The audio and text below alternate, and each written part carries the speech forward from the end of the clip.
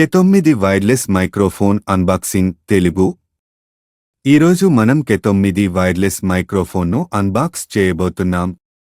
ఈ మైక్రోఫోన్ కొంతమంది creators, YouTubers మరియు కంటెంట్ మేకర్స్ కోసం చాలా ఉపయోగపడుతుంది. దీని ధర కూడా చాలా రీజనబుల్ మరియు అది అందుబాటులో ఉంటుంది.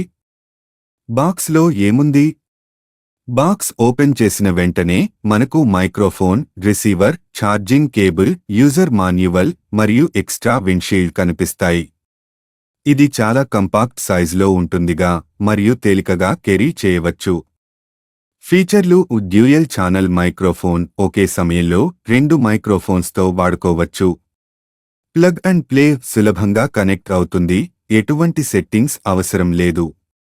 బ్యాటరీ లైఫ్ 5 నుంచి 6 వరకు గంటల వరకు నడుస్తుంది, కాబట్టి దీర్ఘకాలం రికార్డింగ్ కోసం ఇది బెస్ట్. కంపాటబిలిటీ: ఇది స్మార్ట్ ఫోన్లు, DSLR కెమెరాలు మరియు ల్యాప్టాప్లకు అనుసంధానం అవుతుంది. తెలుగులో కె9 వైర్లెస్ మైక్రోఫోన్ లైట్ బ్లింకింగ్ ఆపడం ఎలా?